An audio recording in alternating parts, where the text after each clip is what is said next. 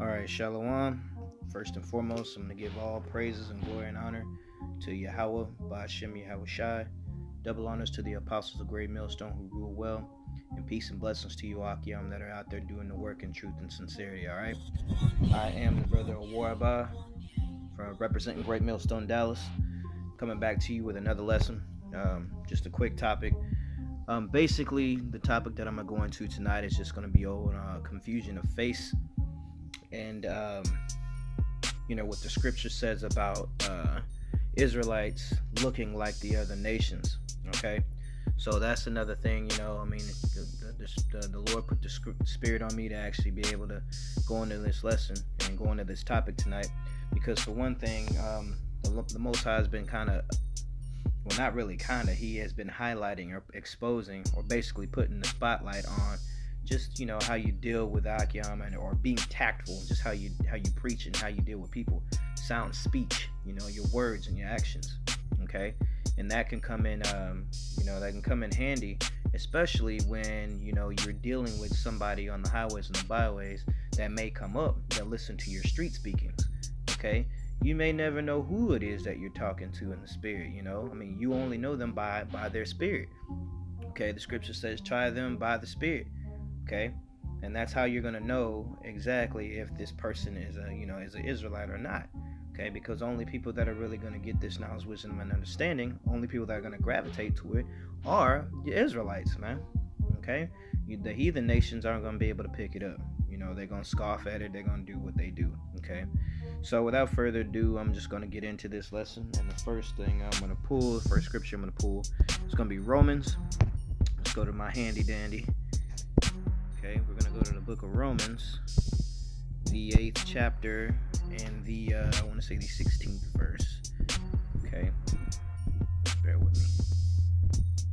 Alright, and it says, For the Spirit itself beareth witness with our spirit that we are the children of the Most High. Okay, and if children, then heirs of Yahweh, and joint heirs with Hamashiach Yahushua. Okay, so first things first, just like I was saying before, you gotta try the spirit by the spirit, man. Okay, Jake is always gonna be Jake, and there's certain characteristics that we all share, whether it be a so-called northern tribe or southern kingdom person. Okay, whether you be a so-called Negro, Latino, or Native American, we all have different characteristics, but the same characteristics, and the spirit is going to tell you exactly that. All right, just by how a person behaves or how a person receives this knowledge, this wisdom, and this truth. Okay, so I'm gonna keep moving on this one. I got a few scriptures prepared. I want to go through a couple of examples of how that you can have confusion of face, and what the scriptures actually says about confusion of face. All right, so where I'm going to go with this one is the book of Ezra, and I'm going to go to the 9th verse, or 9th chapter, Salakia, with the 9th verse. Okay, and it says, since the days of our fathers have we been a great trespass unto this day, and for our iniquities have we, our kings and our priests, have been delivered into the hand of the kings of the lands, to the swords, to captivity, and to a spoil, and to confusion of face, as it is this day. Okay, so first and foremost, you got to understand that us being Israelites, we were scattered all throughout the four corners of the planet Earth. All right, and so being scattered and being in the different captivities, the men, Israelite men, they're going to deal with different nations that look different from them. Okay, so you may have some Israelites that may be, my skin complexion, and then you're going to have some Israelites that may be lighter. Okay, so much so to the point to where they can look like a so-called white man. Okay, but the spirit within them is of an Israelite. Okay, so that's why the scripture says that they have right there confusion of faces. All right. And the second precept that I'm going to get to, kind of prove that also is Daniel. It goes hand in hand with Daniel, the 9th chapter. So I'm going to get it for you real quick. I got a little bit of time on here. I don't want to make this lesson completely too long, but I want to get to the point of it, okay? So that, we are not, misinformed out there. But at the same time, I'm not saying that, all the other nations can make it. Absolutely not. What I'm saying here is that, Israel is likened unto a speckled bird, so their Israelites are going to come in all different colors, okay, all shapes, different colors and things like that, okay? So Israel's not all just one color, man. So that actually defeats the whole black Israelite thing, because we're not black Hebrew Israelites, we're Israelites, okay? So Israelites come in all different colors, man, shapes, forms, fashions, and especially if there's Israelites that live in other parts of the earth. There may be a Israelite that may look like a so-called Moabite or a so-called, Chinese man. Okay, there may be an Israelite that may look like like an Indian guy, like an East Indian. Because Jake was scattered, Israelites were scattered all throughout the nations, man, according to the scriptures. Okay, and that was prophecy. It was prophesied that was going to happen. All right, so let's get to the scriptures. This is Daniel 9:8, and it says, "O Lord, to us belonging confusion of face, to our kings, to our princes, and to our fathers, because we have sinned against thee." All right, and what sin did we commit? All right, we went a whoring after other gods.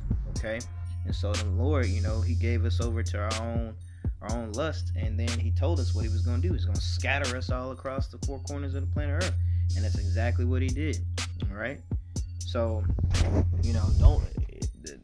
another key thing to think about, man, is just don't be rash with your mouth, man, right on spot. If a person comes up and, they're sitting there and they're listening and they're receiving it, and they may look like a different nation, just be mindful, man. That also goes hand in hand with just being meek, being humble, be apt to teach, man. Don't be so quick to just jump on, a complexion or a skin tone, right off the bat, because you may not knowingly you may offend a little one of Yahweh's little ones, one of the Lord's little ones. So it's always clear to be mindful, and that's one of the main reasons why brothers have gone into this topic. That's why I'm going into this topic also, just to shed some light on top of it. Okay.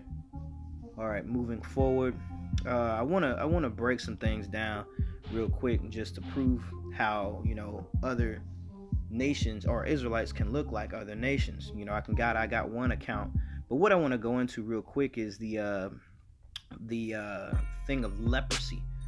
Okay, because I want to cover this because the so-called white man is considered a clean leper, but a lot of people don't know why they would be considered that. Okay, so how we're going to do this is we're going to go back to the Old Testament. We're going to go back to the 5 books of Moses. We're going to go into the book of Leviticus, the 13th chapter and the 12th verse is where we're going to start with this, okay? So bear with me. And it says, "And if a leprosy break out," actually I'm going to start at 10. Okay, and it says, "And the priest shall see him. Behold, if the rising be white in the skin, and if it had turned the hair white, and there be quick raw flesh in the rising, it is old leprosy in the skin of his flesh. And the priest shall pronounce him unclean, and it shall not shut him up, for he is unclean." Now here's where I'm going into it. "If a leprosy break out abroad in the skin, and the leprosy cover all the skin of him that hath the plague, from his head even to his foot, wheresoever the priest looketh, then the priest shall consider, and behold, if the leprosy have covered all his flesh, he shall pronounce him clean that hath the plague. It is all turned white." Okay, he's clean. So, you got lepers, that's what you would call a clean leper. So let's just get the quick interlinear of the word white there. Okay? Because, so-called, there's so-called people out there that think that the Israelites were all white. Okay? And we already know what time it is with that. Okay, so let's get this word white, Laban, which is basically a color, which means white. Okay, white is what it is. When Moses stuck his hand into his bosom when he was dealing with Ramsey, that was one of the things that the Lord allowed him to do, was he brought his hand out and it was leprous, white as snow. All right. Now, if he was already white and he stuck his hand in to his bosom and pulled it back out and it was still white, that wouldn't have any real effect on anybody, right? Okay. But let's continue. Let's not digress too much. Okay. Now I want to jump down to verse 29, because here's the point. Okay. Basically what I'm going into right here is it's a curse to look that way, to look like, a Edomite, like a so-called white man. It's a curse to look that way. Okay. And this is how we're going to prove it. This is Leviticus 13 and 29. It says, if a man or a woman have a plague upon the head or the beard, then the priest shall see the plague, and behold, if it be in sight deeper than the skin, and there be in it a yellow thin hair. Okay, so who do you know that has yellow hair? Okay, obviously not somebody that would look or have the image of an Israelite. Okay. Alright. Then the priest shall pronounce him unclean. It is a dry scale, even a leprosy upon the head or the beard. And if the priest look upon the plague in the skull, and behold, it is not in sight deeper than the skin, that there is no black hair in it, then the priest shall shut him up that hath the plague of the skull 7 days. Okay, so basically the yellow hair, man, the yellow part of it, and having white skin and yellow hair, that's a curse, man, to our people. Okay, but I want to get the account real quick of Naaman. Okay, now this basically is going to go into a so-called Israelite, or an Israelite that actually had leprosy, and he is actually going to be, his lineage or his line is still cursed with leprosy to this day. So this whole line is going to look like, a so-called Edomite or so-called white man, but it's in reality it is an Israelite. Okay, this is 2 Kings chapter 5 verse 1, and it says, now Naaman, a captain of hosts of the king of Syria, was a great man with his master, and honorable, because by him the Lord has given deliverance unto Syria. He was also a mighty man in valor, but he was a leper. Okay, so he was cursed with leprosy. And the Syrians had gone out by companies and brought away captive out of the land of Israel a little maid, and she waited on Naaman's wife. And she said unto her mistress, would my God, Lord, where the prophet is in Samaria, for he would recover him of his leprosy. Okay, so basically this lady told him of how to get clean, how to recover, to get rid of what he had. And verse 4, and went on, and one went in and told his Lord, saying, thus and thus said the maid that is of the land of Israel. And the king of Syria said, go, and I will send a letter unto the king of Israel. And he departed, and took with him 10 talents of silver, and 6,000 pieces of gold, and 10 changes of raiment. And he brought the letter to the king of Israel, saying, now when this letter is come unto thee, behold, I have therewith sent Naaman my servant to thee, that thou mayest recover him of his leprosy. Okay, and it came to pass, when the king of Israel had read the letter, that he rent his clothes and said, am I God to kill and to make alive, that this man does send unto me to recover a man of his leprosy? Yeah, so the king of Israel at that time was like, man, who you think I am? I ain't nobody. I ain't God. I can't just take away something from somebody. All right. Wherefore consider, I pray you, and see how he seeketh a quarrel against me. Yeah, basically he thought he was trying to set him up. All right. Verse 8. And it was so, when Elisha, the man of God, had heard the king of Israel had rent his clothes, that he sent to the king, saying, wherefore hast thou rent thy clothes? Let him come now to me, and he shall know that there is a prophet in Israel. Okay, so Naaman came with his horses and with his chariots, and stood at the door of the house of Elisha. And Elisha sent out a messenger unto him, saying, go and wash in Jordan 7 times. Okay, and thy flesh shall come again to thee, and thou shalt be clean. But Naaman was wroth. He went away, and behold, I thought he would surely come out to me and stand, and call out on the name of Yahweh his God, and strike his hand over the place and recover the leper. Well, the reason that Naaman got, for y'all that don't know, the reason that Naaman got so upset was because the Jordan River at that time was a very dirty and undesirable body of water at that time, you know. And so of course, you know, for any of y'all that's out here watching, think of the most polluted river that you can ever think of that's in your city. You know, for us here in Dallas Fort Worth, it's the Trinity. You know, it's like telling him to go jump in the Trinity River and duck himself in there 7 times and get out. You know, the first thing you gonna think of is like, no, hell no, that's crazy, man. I ain't finna get in that. You know, it's filthy, it's polluted.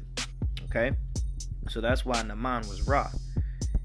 Verse 12: Are not Abana and Parpar, rivers of Damascus, better than all the waters of Israel? May I not wash in them and be clean? So he turned and went away in a rage. Jake always complaining. But his servant came near and spake unto him and said, here's basically where the point is going to be, okay? My father, if the prophet had bid thee to do some great thing, wouldest thou not have done it? How much rather then would he said to thee, wash and be clean?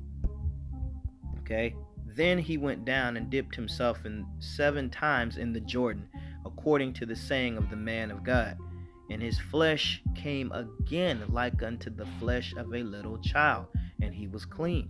So that white skin color, that leprous skin color, and that hair all went away, and he looked like a regular Israelite again. His melanin had returned unto him. Okay? And he, in verse 15, he said, and he returned to the man of God, and he and all his company, and came and stood before him. And he said, behold, now I know that there is no God in all the earth, but in Israel. Now therefore, I pray thee, take a blessing of thy servant. But he said, as Yahweh liveth, before whom I stand, I will receive none.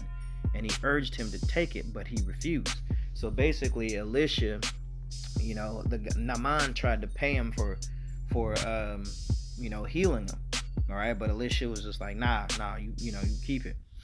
Okay, and so verse 17, and Naaman said, shall there not then, I pray thee, but give unto thy servant 2 mules burden of the earth?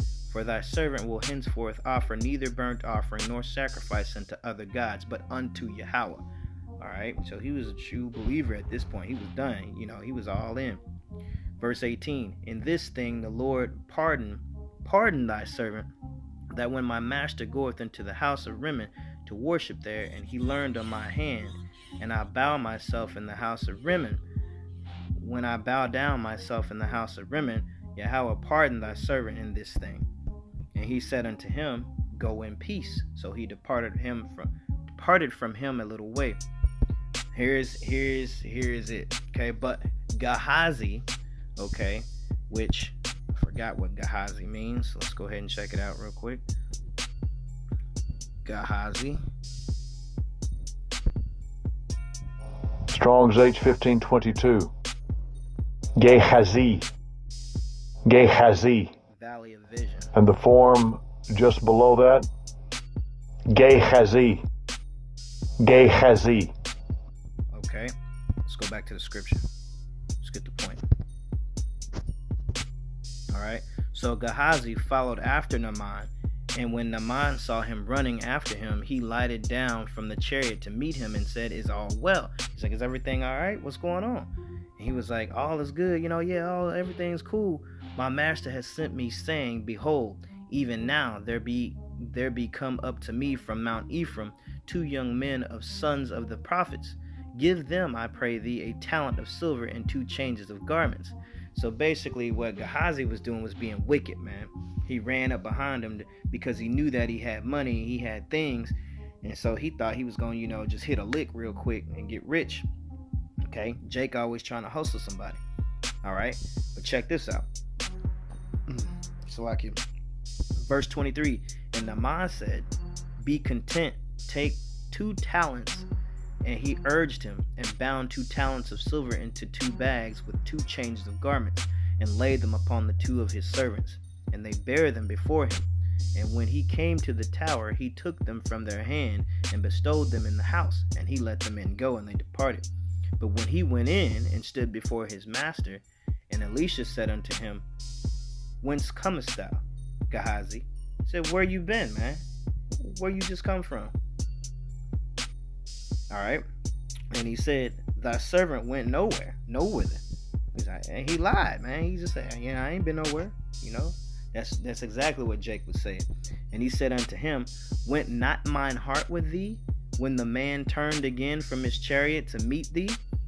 Is it a time to receive money and to receive garments and olive yards and vineyards and sheep and oxen and men servants and maid servants?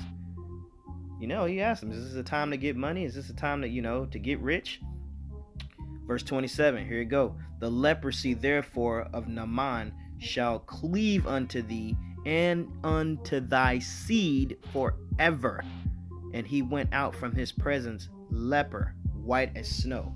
So there you go. So if it said that right there, that the leprosy, therefore, of Naaman shall cleave unto thee and unto thy seed forever. So if, forever ain't through. Forever ain't through. So that's generation unto generation. That's a generational curse. That line of people, that line of Israelite right there is always going to come out looking like the so-called white man. But it's the Israelite. All right? So that's a perfect example of confusion of faces. Okay? So I wanted to bring that account out right there just so that brothers could be aware that, there are Israelites that look like, or that are going to look like, the other nations. Okay, so just be circumspect and be mindful. Does that mean that the so-called white man can make it? No, that's absolutely not what we're saying. Okay, but there are going to be Israelites that are going to look like other nations, including Edomites. Okay, so I hope this lesson was edifying. Also, be real quick before I end it up, for you brothers that have actually been in this thing for a while, be circumspect too. Watch, be diligent watchmen. All right, because there may be some that may try to creep in unaware, claiming to be confusion of face Jake. You know what I'm saying? But always remember, the Spirit will always try them by the Spirit. The Spirit will reveal them, man. You know what I'm saying? The Spirit will tell if they're Jake or are they faking the funk. All right, so with that, I'm going to leave y'all with that. I'm going to give all praises and glory and honor to Yahweh, Bahashem, Yahweh Shai. Double honors to the apostles of Great Millstone who rule well. And peace and blessings to you, Akim, that are out there doing this work in truth and sincerity. With that, I'm going to say shalom.